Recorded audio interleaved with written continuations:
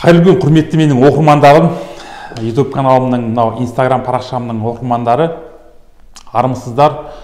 Сіздермен бүгін Олжас Иманғалиұлы, уролог-андролог дәрігер. Менің бүгін қозғайын деп отырған тақырыбым осы простатит, қуық асты безінің қабынуы. Көп жағдайда біз әрине себептерін айтамыз. Емі қалай болады, үй жағдайында қалай емдеуге болады, осы туралы бөлісіп кетсеңіз деп оқырмандарым сұрап жатқан. Осы сұрауына байланысты осы видеоны шығарайын деп шешіп отырмын. Олай болса, қазіргі кезде мынау еркектің көбінің проблемасының бірі осы қуық асты безінің қабынуы, простатит.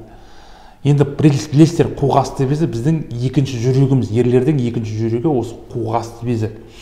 Қуық асты безінің көп жағдайда қабынулары мынау факторларға байланысты болып жатады, суықтағаннан, болмаса мынау застойға байланысты болып жатады, іркіліске қанның қойылуына байланысты, болмаса мынау бактерияның, инфекцияның зәр жолдарына түсу арқылы қабындыру осы жағдайға болып жатады. Енді осы қуық асты безінің емдеу жолдарын сіздерге айтып кетейін. Қалай осы үй жағдайын емдеуге болады?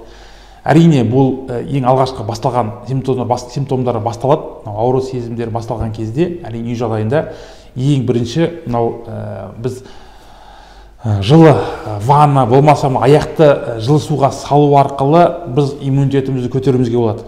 Және де әртүрлі мынау методтар бар.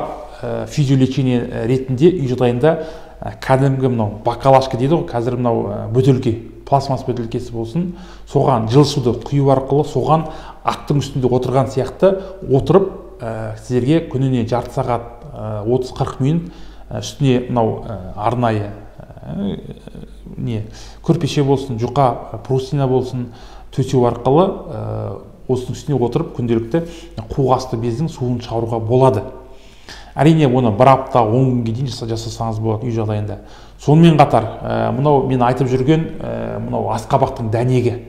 Осы дәнекті біз күнделікті мынау тамақтың құрамына қосуымыз керек. Өйткені бұл дәнектің құрамында асқабақтың мынау цинк элементі бар. Цинк элементі арқылы біз азаға түсіріп қуық асты безінің нығайтуын, қабынуларын алуға бір көмегі болады. Енді бұл үй жағдайында жасалатын қағидалар. Және де мынау атқа отыру деп жатамыз. Әрине бұл физиолечение ретінде айтатын болсақ, дайын қуық асты безіне массаж. Мүмкін сізде ат жоқ болса велосипед.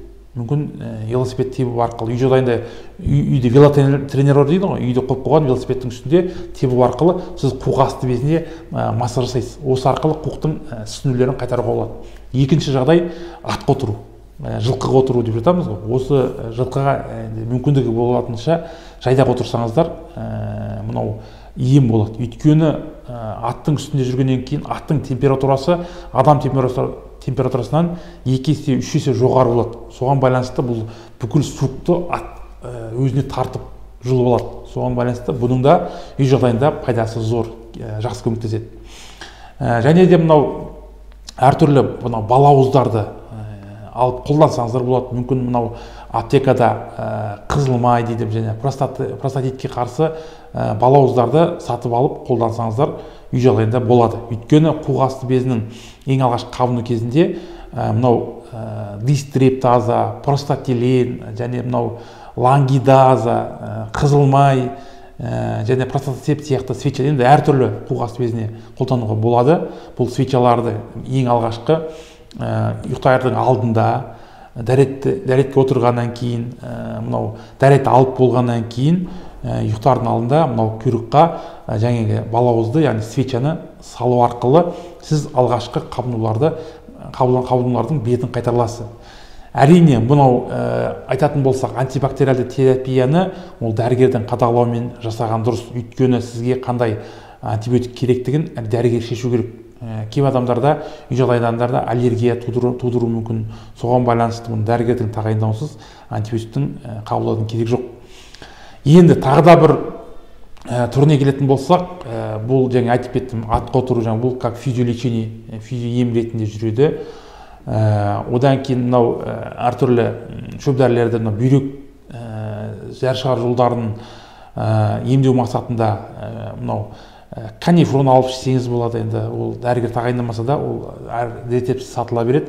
Бүйректің шайлары болады. Өйткені мынау ашу симптомдар болатын кезде зәрдің қышқылдық сілтілік ортасын төмендету мақсатында қолдануға болады. Және де жігіттер, тағы да айта кететін жайт, витаминдер, яғни біз тамақ арқылы алуымыз керек. Енді кей жағдайларда тамақпен дұрыс бізге жетпегеннен кейін мынау омега-3, жаңағы цинк, селен, Д витаминдерін, Б витаминдерін мынау профилактикалық мақсатта алып жылына бір рет кем дегенде ішіп қолданып тұрсаңыздар, бұл сіздің иммунитетіңізді, яғни иммундық жүйеңізді нығайтады. Осы арқылы сіз ауруға қарсы тұра аласыз.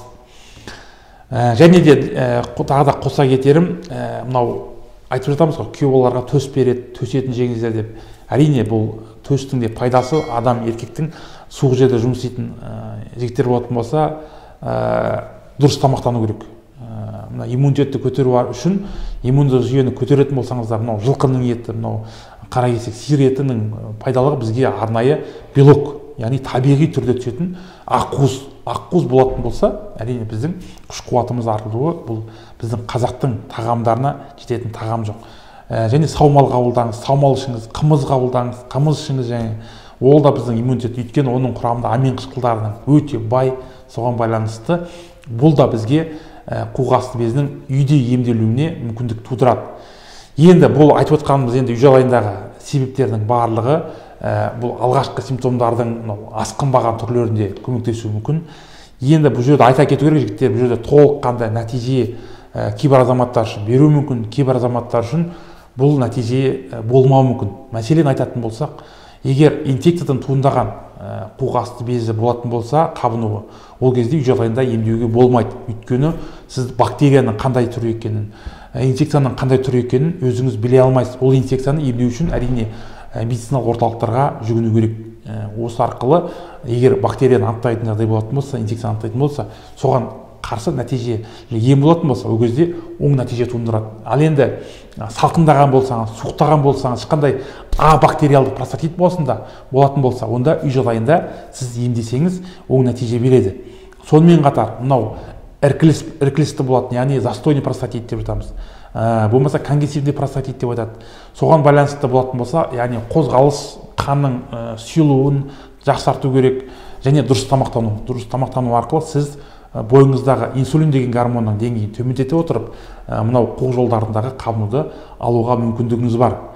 Осының барлығын айтып отырған себебім көп, өйткені қазіргі кезде Қазақстанның бойынша 80-90% ерлеріміз осы қуғасты безінің қабынуымен зардап шегіп жүр. Бұның арт жағындағы асқынуларын бір айта кетейін, өйткені барлығымыз білеміз, мен алдыңғы видеоларында бөлісіп жүрмін сіздермен. Бұл еркектің күш қуатын төмендетуге, бұл рухтың сапасын төмендетуге кері әсерін тигізеді. Соған байланысты қуғасты безін күтетін болсақ, алдағы уақытта салқын жерде военный жұмыс атқаратын, қызметте істейтін жігіттер болатын болса, әрине бірінші нәрсе аяқтан су өту. Соған байланысты ең бірінші аяқты жылыстау керек. Өйткені жылыстау арқылы біз аяғымызды, біз өзіміздің денедегі терморегуляция, яғни қызуды салқындаудан сақтануымыз керек. Осы кезде біз қуғасты безімізді қорғай аламыз әртүрлі аурудан. Соған байланысты екінші әртүрлі жыныстық қатынас кезінде өз-өзін қорғау мақсатында мүше қаптарды қолдану керек, егер сіз бойдақ болсаңыз. Өйткені жыныстық жолмен берілетін аурулардың өзі осы қуғасты безінің қабынуына алып келеді. Соған байланысты әрқашанда қорғаныс керек, және гигиена керек. Өйткені тазалықтың өзі бактерияның түсіп қабындыруына алып келеді. Гигиена дұрыс болмайтын болса, егер әрқашанда дәрет алып дұрыс, мұсылманымыздың енді бір тазалығы осы дәрет. Бізде дәретіміз дұрыс болса, әрқандай аурудан қорғануымызға болады. Енді мынау үй жағдайындағы сіздерге қуғасты безінің емделу жолының қысқаша бір түрін сіздерге түсіндіріп кеттім. Сонымен қатар интернеттегі әртүрлі дәрі-дәрмектерге әуес болып жүгінбей қойыңыз, өйткені ол сізді емдеп тастай алмайды. Бір ғана дәрі сіздің қуғасты безінің қабынуын толыққанды алып тастайды, алады дегенге сеніңкіремеймін. Өйткені бұл жерде комплексті болу керек, комплекс деген кешенді болу керек. Өйткені бір ғана дәрімен емес, сіз өзіңіздің жүріс-тұрысыңыз, тамақтануыңыз, жаңағы спортпен шұғылдануыңыз, иммунитетіңізді көтеру, ұйқыңыз қалыпты болатын болса, әрине бұның барлығы біздің осы қуық жолдарының, зәр жолдарының қабынуларын алдын алуға болады. Егер жаңағы застойный простатит болатын болса, қозғалу арқылы, және қанды сұйылту арқылы сіз ол қуық жолдарынан қабынулардың алдын ала аласыз. Бүгінгі мынау жігіттер видеом сіздерге ұнаған болса, астына комментарий қалдырып кетіңіздер. Міндетті түрде достарыңызды бөлісіңіздер. Өйткені осы жағдаймен өзі айта алмай жүрген, қысылып жүрген азаматтар болуы мүмкін. Соған байланысты бұл видео сіздерге пайдалы болады деп ойлаймын. Астына келесі жолы қандай видео шығарғанымызды қалайсыздар? Астына пікір жазып кетіңіздер. Мынау қазақша урологиямыздың дамуына атсалысып барлығымыз, мынау қазағымыздың, ұрпағымыздың көбеюіне атсалысайық. Соған байланысты астында подписаться кнопкасын басып, каналға тіркелуді ұмытпаңыздар. Сау, сәлеметті болыңыздар.